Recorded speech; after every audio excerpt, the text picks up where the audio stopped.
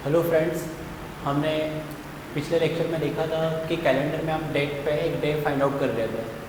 तो वो पहला तरीका था, वो पहला पैटर्न था कैलेंडर में कि आपको कोई डेट दी जाएगी, उस डेट पे आपको डे फाइंड आउट करना है। अब नेक्स्ट पैटर्न है, इस पैटर्न में आपको एक क्वेश्चन दिया जाएगा इस तरीके से, इफ़ 1/1/2001 इज़ मंडे तो व्हाट डे इज़ 1/1/2009, यानी कि 1/1/2001 को यदि मंडे है, सोमवार है, तो 1/1/2009 को कौन सा दिन होगा।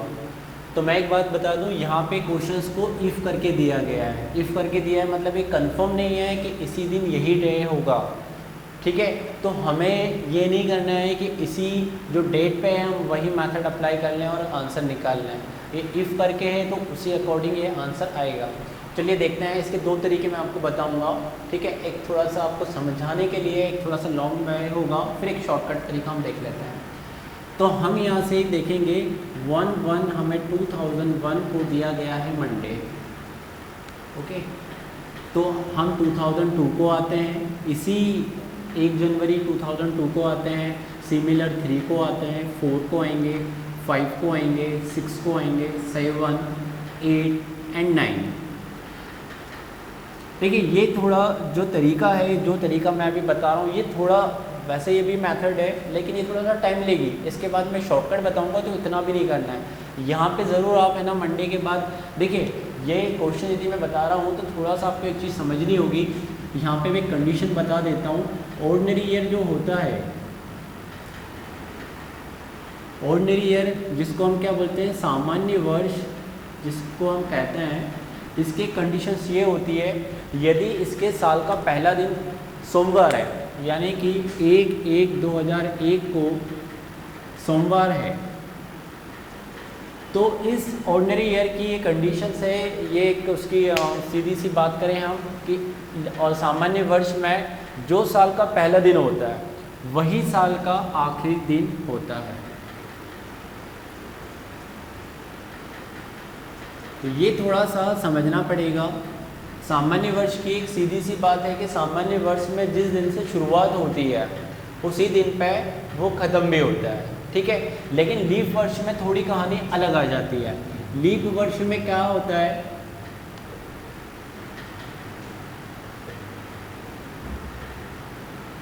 कि यदि साल का पहला दिन, सपोज करें हम संडे है, रविवार है, तो साल के दिन की आखिरी कहानी ख़त्म होगी उसके अगले दिन पे जाके। ऐसा क्यों होता है? क्योंकि वहाँ पे फैब जो होता है 29 डेज़ का पड़ जाता है, तो एक दिन बढ़ जाता है। तो साल का आखिरी दिन होगा वो आपके सोमवार पे जाकर ख़त्म होगा। ये थोड़ा सा समझना होगा, तभी हम इस क्वेश्चन पर आएंगे, ठीक है। अब देखिए ध्यान दीजिए, 2001 हम पहले ही बात कर चुके कि ये सामान्य वर्ष है, तो इसका पहला दिन सोमवार था, तो इसका जो आखिरी का दिन ख़त्म जो हो रहा है वो सोमवार पे ख़त्म हो रहा है, मतलब कि 31 दिसंबर 2001 का दिन था सोमवार। अब अगला दिन जो अगली सुबह आई वो 2002 की आई, तो 2002 की जो सुबह आएगी वो मंगलवार को लेके आएगी, मतलब ट्यूसडे को लेकर आएगी, ठीक है। सिमिलर 2003 की अगली सुबह जो आएगी वो नेक्स्ट डे को लेके आएगी, वेडनेसडे को लेके आएगी। 2004 की थर्सडे को लेकर आएगी। लेकिन अब जरा ध्यान देना पड़ेगा आपको कि हम 2005 पे जा रहे हैं, तो 2005 पे जा रहे हैं तो 2004 लीप ईयर है, तो लीप ईयर है तो इसी के साल का आखिरी दिन जो होगा वो होगा फ्राइडे, क्योंकि ये यहाँ पे थर्सडे है तो उसी साल का जो आखिरी का दिन होगा फ्राइडे होगा, शुक्रवार होगा। तो अगली जो सुबह 2005 की आएगी वो फ्राइडे नहीं, वो सैटरडे हो जाएगी, ओके। फिर 2006 पे हम आएंगे, वापस से सामान्य वर्ष था 2005, तो ये क्या हो जाएगा, संडे हो जाएगा। 2007 फिर वापस आपका मंडे आ जाएगा। 2008 आपका यहाँ पे ट्यूसडे हो जाएगा। और 2009 देखिए वापस ये आपके, ये आपको आप यहाँ पे इसको समझ लेंगे, ये लीप वर्ष पड़ा था, तो 2004 जैसा पड़ा था, 2008 भी वैसे ही पड़ा है लीप वर्ष। तो 2009 जो होगा वो क्या होगा, वेडनेसडे ना होके थर्सडे हो जाएगा। तो हम ये कह सकते हैं कि हमें जो क्वेश्चन दिया गया था कि 1 जनवरी 2001 को यदि मंडे है तो 1 जनवरी 2009 को कौन सा दिन होगा? गुरुवार, थर्सडे होगा। ठीक है, एक ये मेथड है, एक ये पैटर्न है। अब इसको हम शॉर्टकट बनाते हैं, ठीक है। लेकिन फिर से थोड़ा सा आप ये समझ लीजिए कि ऑर्डिनरी ईयर में साल का जो पहला दिन होता है वही साल का आखिरी दिन होता है, और लीप वर्ष में क्या होता है, जो साल का पहला दिन होता है उस साल के आखिरी दिन उससे नेक्स्ट डे होता है, ठीक है। तो मैं आपको बताता हूँ एक शॉर्टकट मेथड। देखिए, अब शॉर्टकट मेथड में हम क्या देखते हैं, हम शॉर्टकट मेथड में जाने के लिए एक और स्टेप लेते हैं, ठीक है, तो ज़्यादा आपको समझ में आएगा। एक मेथड के बाद मैं डायरेक्ट शॉर्टकट पे जाऊंगा। ये फर्स्ट मेथड आप इसको बोल सकते हैं, जो थोड़ा सा बड़ी कैलकुलेशंस हुई है, पूरा आप ड्रॉ कर रहे हैं, क्योंकि ये तो भाई बड़ा कैलकुलेशन हो जाएगा। यदि आपको 1 जनवरी 2001 यदि मंडे दिया है और आपसे पूछते वो 1 जनवरी 2017, तो क्या आप 17 तक ये ड्रॉ करते? एग्जाम में इतना टाइम तो होगा नहीं आपके पास में कि आप इतना लंबा कैलकुलेशंस करेंगे। तो मैं आपको बताता हूँ, ये सेकंड मेथड के लिए मैं बताने जा रहा हूँ।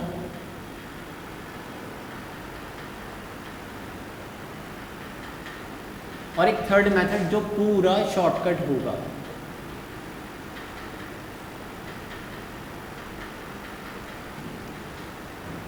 देखिए, आपको इसमें कुछ नहीं करना है, आप है ना, आपको 2001 का पहला दिया गया था, 1 जनवरी 2001। मैं इस पर वही कैलकुलेशंस दोबारा करता हूँ, लेकिन मैं डे के नाम नहीं लिखूँगा।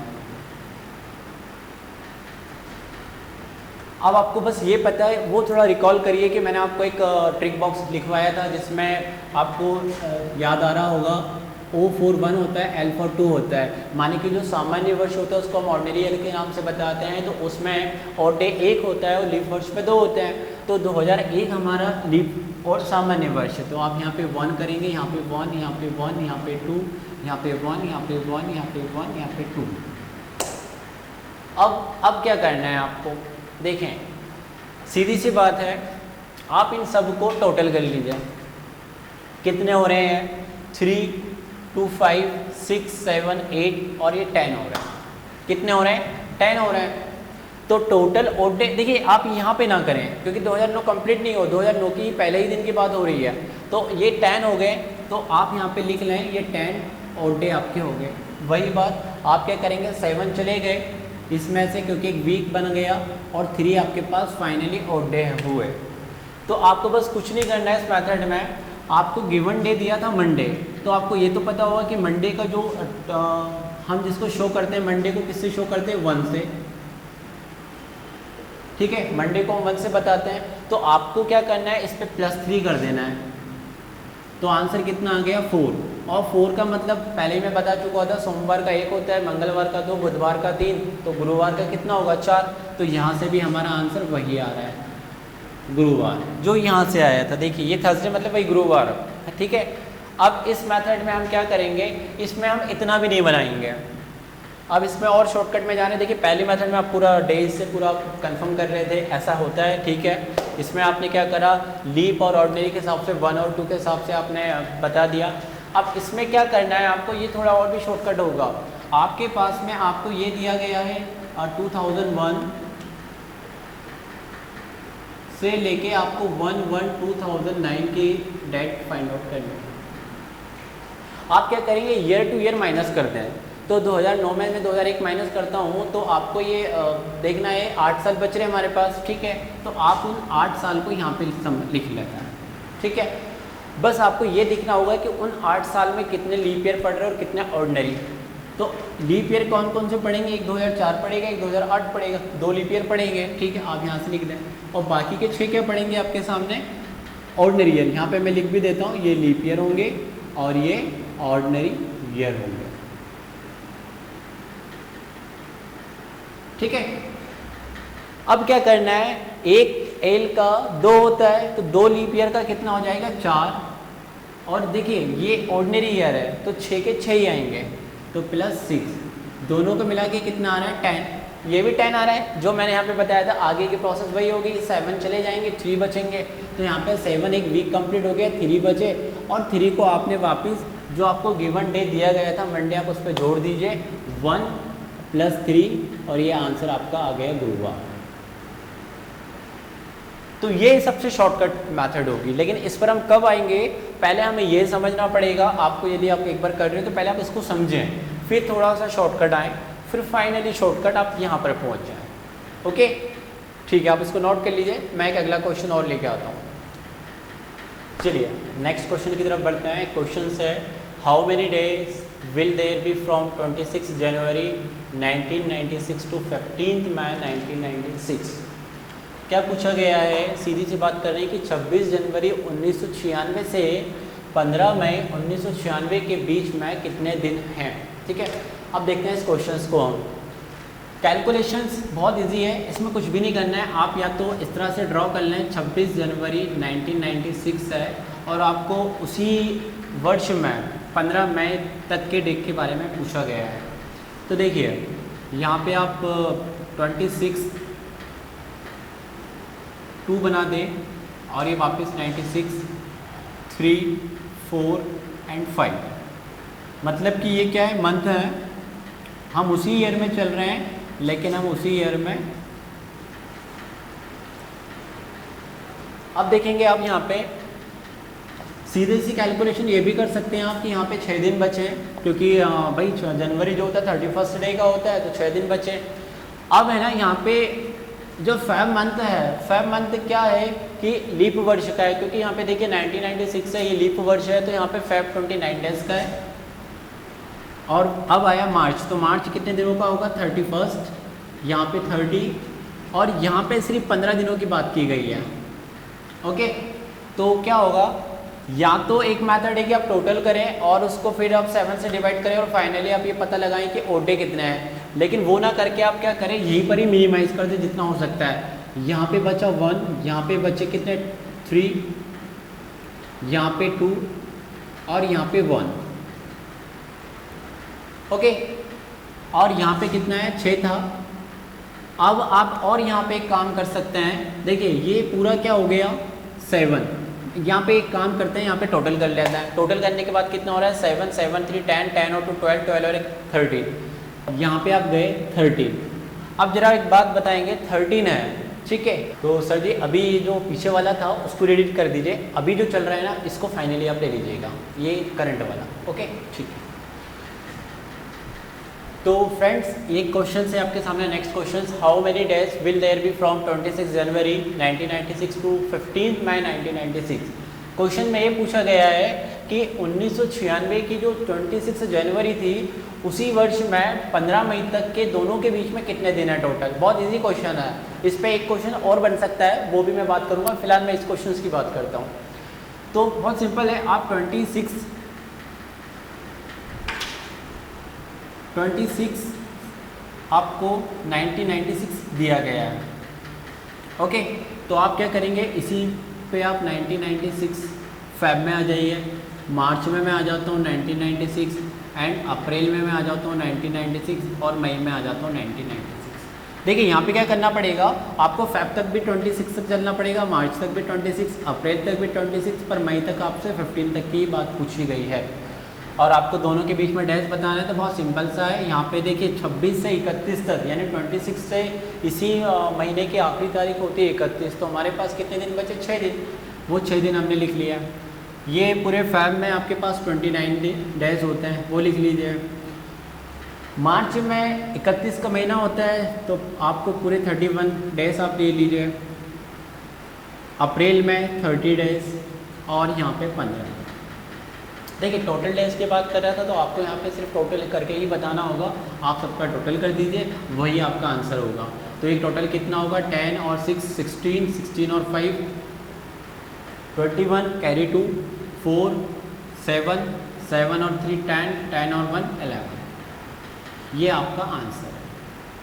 आप क्या बोल सकते हो कि 26 जनवरी 1996 के बीच और 15 मई 1996 के बीच में टोटल डे हैं 111 दिन है। ठीक है, इस पे एक क्वेश्चन और भी बन सकता है, और क्या बन सकता है वो क्वेश्चन, वो ये बन सकता है कि 26 जनवरी, ये देखिए नेक्स्ट क्वेश्चन है, तो थोड़ा सा इसको समझना पड़ेगा। उन्होंने मान लेते हैं कि वो ये कह रहे हैं कि भाई 26 जनवरी 1996 को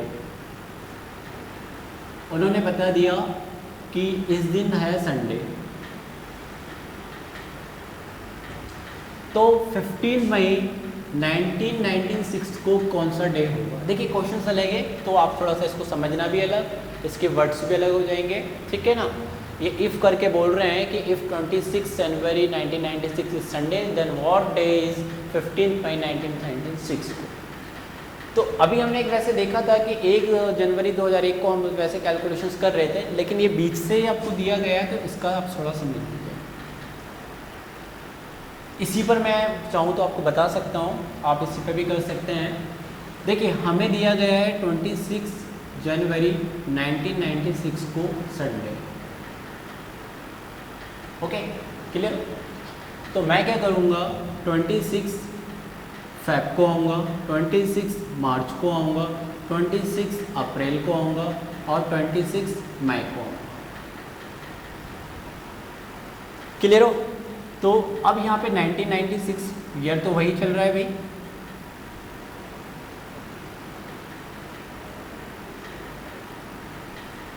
क्या करना है आपको यहाँ पे भी वही कैलकुलेशंस कर लेनी है। इसमें टोटल डेज होंगे आपके 29, यहाँ पे 28 सॉरी यहाँ पे 31, यहाँ पे आपके 30 और यहाँ पे सिर्फ 15 दिनों की बात की गई है, ओके।